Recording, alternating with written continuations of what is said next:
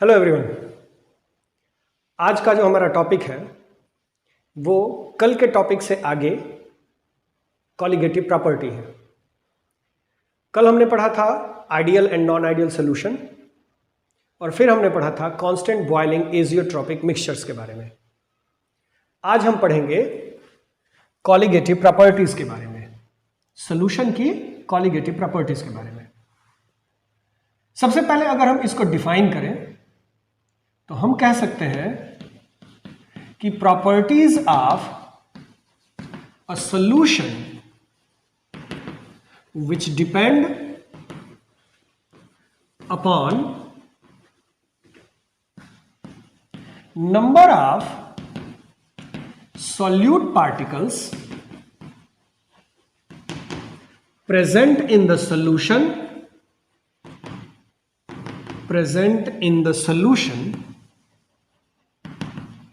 irrespective of nature of solute and solvent। यानी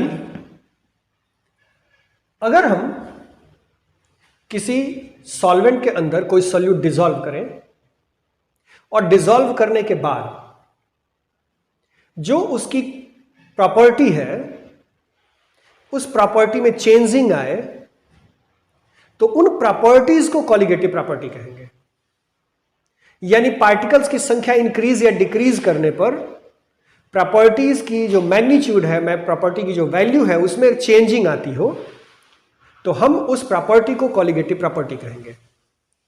फिर से एक बार, किसी भी सॉल्यूशन की वो प्रॉपर्टी जो सॉल्यूशन के अंदर मौजूद सॉल्यूट के पार्टिकल्स की संख्या के ऊपर डिपेंड करता है, ना कि सॉल्यूट या सॉल्वेंट के पार्टिकल के नेचर के ऊपर डिपेंड करता है। स्पेशली सॉल्यूट के पार्टिकल के नेचर के ऊपर जो डिपेंड नहीं करती है उसको कॉलिगेटिव प्रॉपर्टी कहेंगे। फिर से, कॉलिगेटिव प्रॉपर्टी मींस किसी भी सॉल्यूशन की वो प्रॉपर्टी जो उस सॉल्यूशन में मौजूद सॉल्यूट के पार्टिकल की संख्या के ऊपर डिपेंड करे, साथ ही साथ वो प्रॉपर्टी सॉल्यूट के पार्टिकल्स के नेचर के ऊपर डिपेंड ना करे, उसको हम कॉलिगेटिव प्रॉपर्टी कहेंगे। हमारे सामने 4 कॉलिगेटिव प्रॉपर्टीज हैं। पहली हमारी कॉलिगेटिव प्रॉपर्टी है relative lowering of vapour pressure. दूसरी हमारी कॉलिगेटिव प्रॉपर्टी है ऑस्मोटिक प्रेशर। तीसरी कॉलिगेटिव प्रॉपर्टी है हमारी डिप्रेशन इन फ्रीजिंग पॉइंट और नंबर 4 है हमारा एलिवेशन इन बॉइलिंग पॉइंट।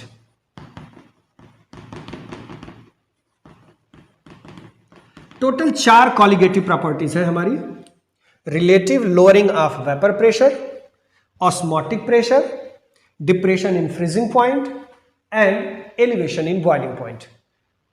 हम एक एक कॉलिगेटिव प्रॉपर्टी का एक्सप्लेनेशन लेंगे, उनका डेरिवेशन करेंगे और फिर पता करने की कोशिश करेंगे कि क्यों हम इनको कॉलिगेटिव प्रॉपर्टी कहते हैं, कैसे ये सारी की सारी प्रॉपर्टीज डिपेंड करेंगी नंबर ऑफ पार्टिकल के ऊपर, सॉल्यूट के नंबर ऑफ पार्टिकल के ऊपर, और कैसे इनका रिलेशन या इनका डिपेंडेंस सॉल्यूट के पार्टिकल के नेचर के ऊपर नहीं होगा। आइए लेते हैं पहली कॉलिगेटिव प्रॉपर्टी। पहली कॉलिगेटिव प्रॉपर्टी है हमारी relative lowering of vapour pressure. आपने पीछे राउल्ट लॉ को पढ़ा है। राउल्ट लॉ एक्सप्लेन करता है कि पहली प्रॉपर्टी है हमारी relative lowering of vapour pressure. तो मैं ये कह रहा था कि राउल्ट लॉ एक्सप्लेन करता है कि अगर किसी सॉल्वेंट के अंदर हम सॉल्यूट डिसॉल्व करें तो उस सॉल्वेंट का वेपर प्रेशर जब वह प्योर स्टेट में था उसकी अपेक्षा जब वह सॉल्यूशन के अंदर होगा तब वेपर प्रेशर डिक्रीज कर जाएगा। आइए फिर से एक बार समझते हैं हम। अगर हम प्योर स्टेट का सॉल्वेंट कंसीडर करें और उस सॉल्वेंट का वेपर प्रेशर लें, तो आपने पीछे पढ़ा है कि राउल्ट ने इसको P0 से इंडिकेट करने के लिए कहा। अब अगर हम सॉल्यूशन प्रिपेयर कर देते हैं तो उस सॉल्यूशन के अंदर वेपर प्रेशर ऑफ सॉल्वेंट को इंडिकेट करेंगे हम PA से। यानी जब हम प्योर स्टेट का सॉल्वेंट लेंगे, दैट मीन्स उसके अंदर कोई सॉल्यूट डिसॉल्व नहीं किया गया है, तब उसका वेपर प्रेशर इंडिकेट करने का तरीका होगा P0A। और जैसे ही हम उस सॉल्वेंट के अंदर सॉल्यूट ऐड कर देंगे, सॉल्यूशन प्रिपेयर कर देंगे, तो अब उस सॉल्यूशन के अंदर सॉल्वेंट का जो वेपर प्रेशर होगा उसको इंडिकेट करने का तरीका होगा PA। राउल्ट कहते हैं कि हमेशा P0A की जो वैल्यू होगी वो अधिक होगी PA की अपेक्षा। यानी according to Raoult the vapour pressure of pure solvent is always greater than vapor pressure of solvent in solution। यानी प्योर स्टेट के सॉल्वेंट के वेपर प्रेशर की अपेक्षा जो सॉल्यूशन के अंदर मौजूद सॉल्यूट का वेपर प्रेशर है वो हमेशा कम होगा। यानी अगर हम चेंज इन वेपर प्रेशर ले ले तो हम अगर चेंज इन वेपर प्रेशर लेते हैं तो इस चेंज इन वेपर प्रेशर को इंडिकेट करेंगे डेल्टा P से। और हमने ये वेपर प्रेशर किसके लिए कंसीडर किया है? तो सॉल्वेंट के लिए। तो हमारा जो सिंबल होगा वो हो जाएगा डेल्टा PA। तो delta PA is equal to क्या लिखेंगे हम? P0A minus PA। यहां जो रिलेशन आपके सामने है, इस रिलेशन को हम कहेंगे लोअरिंग ऑफ वेपर प्रेशर। यानी अकॉर्डिंग टू राउल्ट जब भी हम किसी सॉल्वेंट के अंदर सॉल्यूट ऐड करेंगे तो उसका वेपर प्रेशर पहले की अपेक्षा डिक्रीज करेगा और हमारा रिलेशन होगा delta PA is equal to P0A minus PA। दूसरी तरफ राउल्ट के लॉ की अगर हम बात करें तो राउल्ट लॉ एक्सप्लेन करता है, यानी अकॉर्डिंग टू राउल्ट लॉ अगर लेते हैं तो राउल्ट लॉ एक्सप्लेन करता है कि किसी भी कंपोनेंट का vapour pressure in solution directly proportional होता है उस सॉल्यूशन के अंदर मौजूद कंपोनेंट के, उस पर्टिकुलर कंपोनेंट के मोल फ्रैक्शन के ऊपर। यानी PI डायरेक्टली प्रोपोर्शनल होगा XI के। या फिर अगर हम इसको सिंप्लीफाई करें तो हम लिख सकते हैं PI is equal to P0I into XI। अगर यही रिलेशन, इसको इक्वेशन नंबर 1 मान लिया जाए, अगर इसी रिलेशन को हम सॉल्वेंट के लिए वेरीफाई करने की कोशिश करें तो हम लिख सकते हैं कि PA is equal to P0A into XA। Equation number 2 मान लीजिए। अब अगर आप यहां जो रिलेशन था हमारा लोअरिंग ऑफ वेपर प्रेशर का, उस रिलेशन के अंदर अगर हम PA की वैल्यू की जगह पे इक्वेशन नंबर 2 की वैल्यू को पुट कर दें, यानी हम ले लेते हैं, आइए, from equation delta PA is equal to P0A minus PA।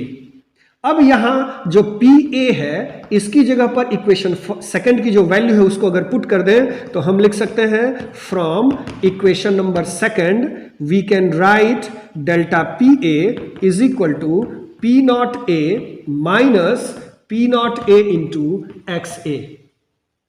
Simplify करें अगर इसको तो हम लिख सकते हैं delta PA is equal to P0A को कॉमन ले लीजिए, बचेगा हमारा 1 माइनस XA।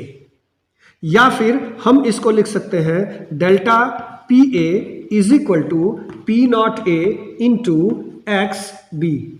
क्यों? क्योंकि आपने पढ़ा है कि XA plus XB is equal to 1, किसी भी सोल्यूशन के अंदर मौजूद सभी कंपोनेंट के मोल फ्रैक्शन का टोटल सम हमेशा यूनिटी होती है, एक होता है। या फिर आप इसी रिलेशन को लिख सकते हैं delta P A upon P not A is equal to X B.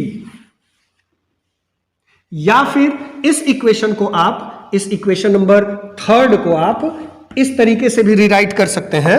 आइए देखिए, इस इक्वेशन 3 को आप रीराइट कर सकते हैं कि delta P A is equal to P not A into X B है। अब यहां जो आप पी नॉट ए है इसको अगर कांस्टेंट मान लें, if P not A is constant, then आप लिख सकते हैं कि delta P A is directly proportional to the X B. ये रिलेशन क्या इंडिकेट करता है?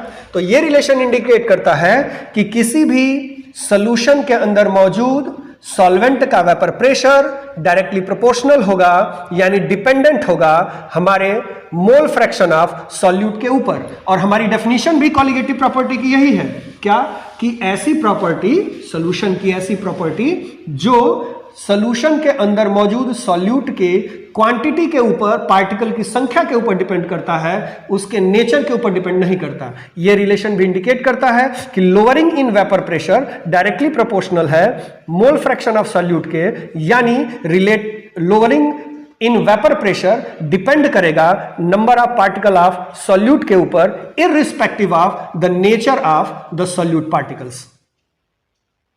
अब इसी रिलेशन को अगर हम आगे डेराइव करें तो हम लिख सकते हैं delta P A upon P not A is equal to X B. या फिर आपने पढ़ा है पीछे कि डेल्टा पी ए इक्वल होगा P not A minus P A के, तो आप इस इक्वेशन को रिराइट कर सकते हैं P not A minus P A upon P not A is equal to X B. अब इस इक्वेशन को जरा ध्यान से समझेंगे। इस इक्वेशन में जो P not A minus P ए है, इसको हम कहते हैं लोअरिंग इन वेपर प्रेशर। लेकिन जब इसी लोअरिंग इन वेपर प्रेशर को हम कंपेयर कर देते हैं प्योर सॉल्वेंट के वेपर प्रेशर के साथ, दैट मीन्स कि अगर हम लिख लेते हैं P not A minus P A upon P not A, तो इस रिलेशन को हम कहते हैं relative lowering of vapour pressure.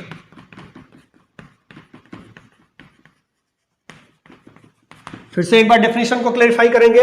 Definition कहती है कॉलिगेटिव प्रॉपर्टी की कि वो प्रॉपर्टी सॉल्यूशन की जो number of particle of solute पर डिपेंड करे, irrespective of the nature of the solute particle, उसे कॉलिगेटिव प्रॉपर्टी कहेंगे।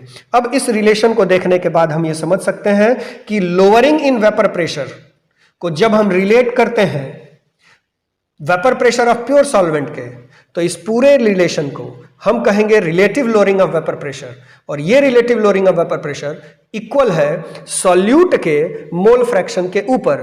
तो ये इक्वेशन या ये फॉर्मूला इंडिकेट करता है कि जो कॉलिगेटिव प्रॉपर्टी की डेफिनेशन है, जिसमें हम सॉल्यूट के मोल फ्रैक्शन को कंसीडर करते हैं, वो डेफिनेशन एग्जैक्ट है, सही है। अब इस इक्वेशन को आगे अगर डिराइव किया जाए तो इस इक्वेशन के थ्रू हम किसी सॉल्यूशन के अंदर मौजूद सॉल्यूट के मोलर मास को कैलकुलेट कर सकते हैं। कैसे?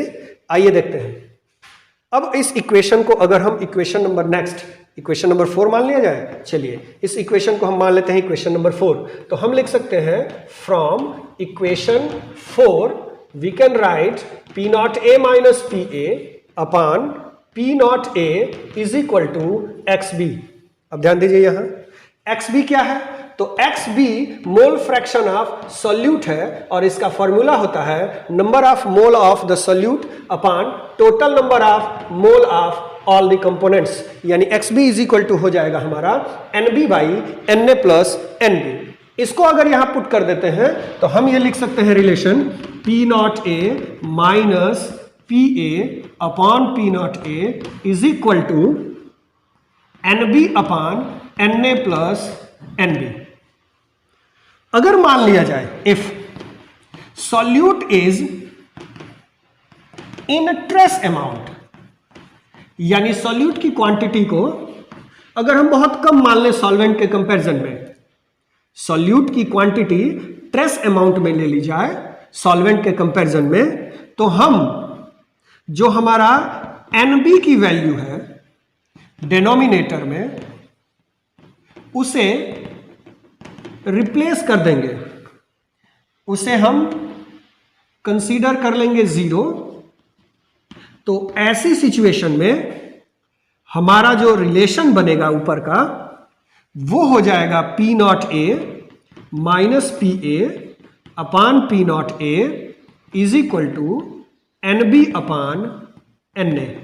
ध्यान दीजिए फिर से, अगर हम केस ले लें यहां केस नंबर फर्स्ट, इस केस के अकॉर्डिंग अगर हमारा सॉल्यूट की क्वांटिटी ट्रेस अमाउंट में हो तो ट्रेस अमाउंट में होने पर हम जो डिनोमिनेटर में मौजूद सॉल्यूट का नंबर ऑफ मोल है इसको टेंस टू 0 मान के हटा लेंगे, तो बच जाएगा हमारे पास equation P not A minus PA upon P not A is equal to NB by Na।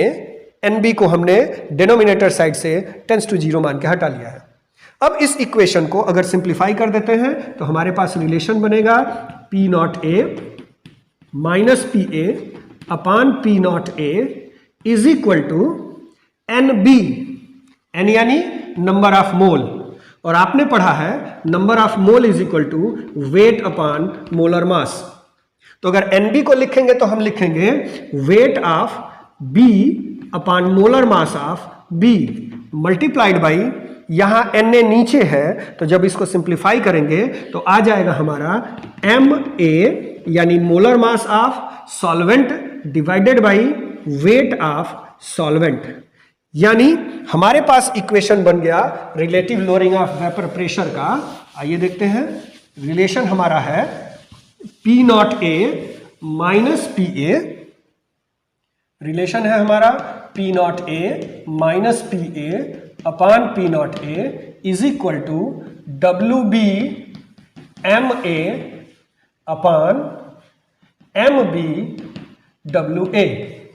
इस इक्वेशन को यूज करके हम जो सॉल्यूट के पार्टिकल्स हैं सॉल्यूशन के अंदर उनकी क्वांटिटी को कैलकुलेट कर सकते हैं, उनका मोलर मास कैलकुलेट कर सकते हैं, यानी we can calculate the molar mass, we can calculate the molar mass of solute present in solution। तो ये हमारा कॉलिगेटिव प्रॉपर्टी का पहला कॉन्सेप्ट है relative lowering of vapour pressure. यहां जो फिर से एक बार मैं इंडिकेट कर दूं आपके लिए, यहां जो P not A minus PA है इसको हम कहेंगे लोअरिंग ऑफ वेपर प्रेशर, लेकिन जो पूरा इक्वेशन होगा P not A minus PA upon P not A, इस पूरे रिलेशन को हम कहेंगे relative lowering of vapour pressure. और ये relative lowering of vapour pressure mole fraction of solute के ऊपर डिपेंडेंट होता है। दूसरा केस आइए देखते हैं। आपने पहले केस में देखा कि अगर हम सॉल्यूट की क्वांटिटी को ट्रेस अमाउंट में लेते हैं तो क्या होगा, तब हम जो डिनोमिनेटर था वहां number of mole of solute को टेंस टू 0 मान के हटा लिया था। लेकिन अगर सॉल्यूट की क्वांटिटी ट्रेस अमाउंट में ना हो, कंपैरेटिवली हाई हो, तब फिर हमारा क्या रिलेशन होगा, आइए चेक करते हैं। रिलेशन है हमारा, इसी को हम आगे डिराइव करेंगे केस सेकंड लेकर के। हम लिख लेते हैं केस नंबर सेकंड। अगर सॉल्यूट का जो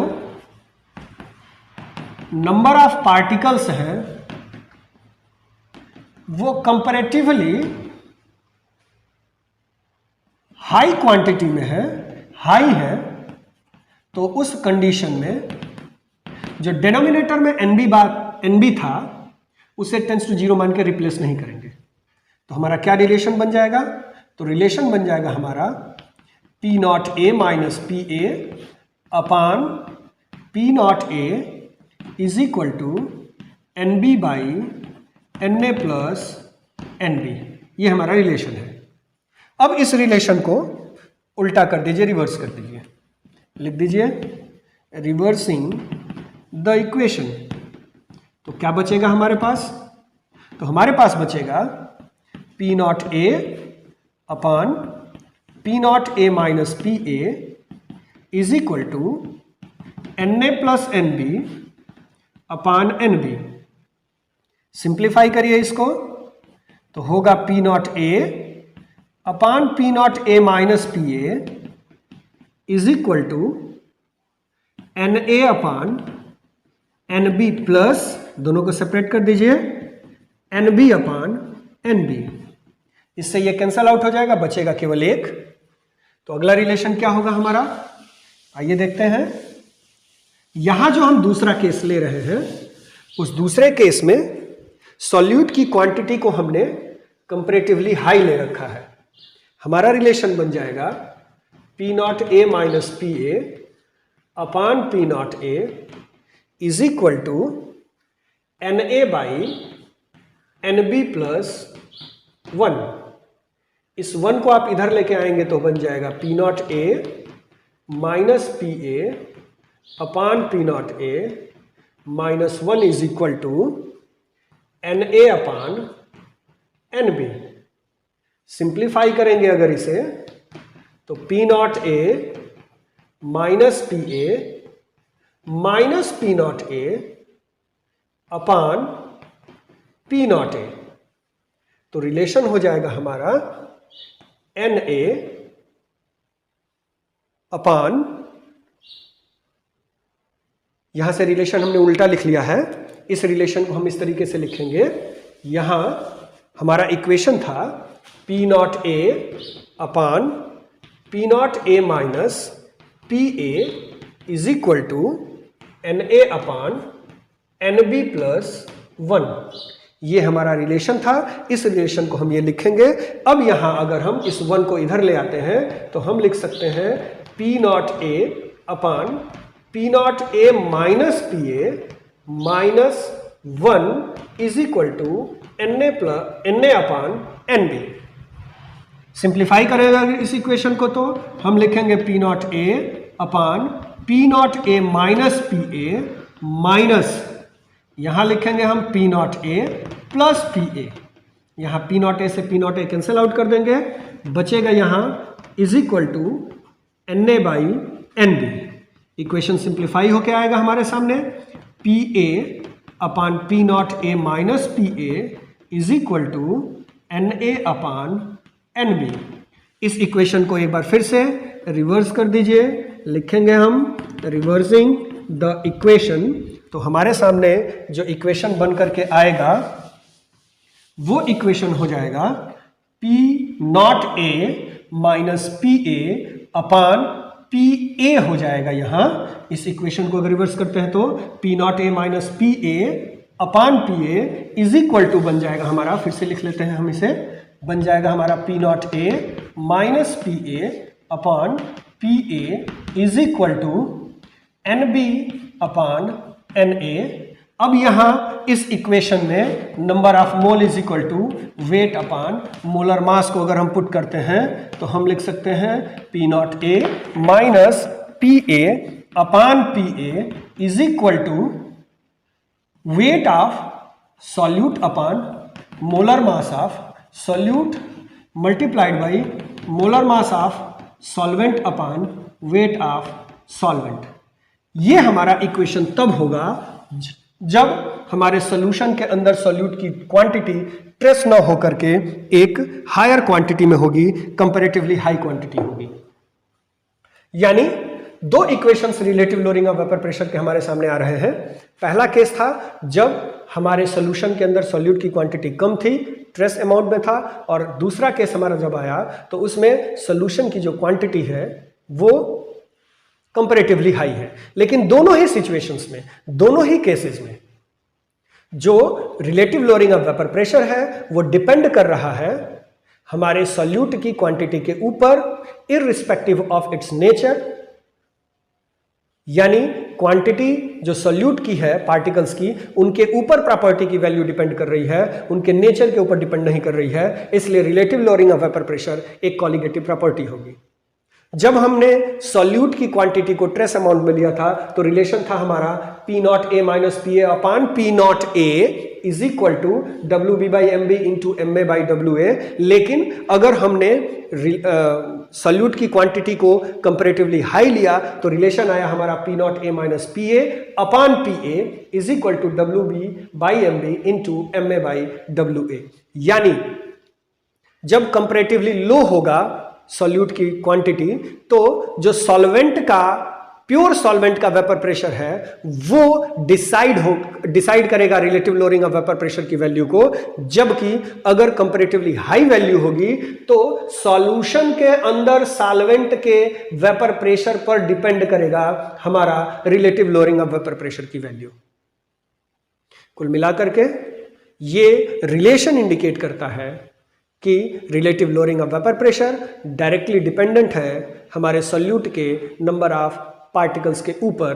that's why relative lowering of vapour pressure is a colligative property. आज के लिए बस इतना ही। That's all for today. Thank you very much.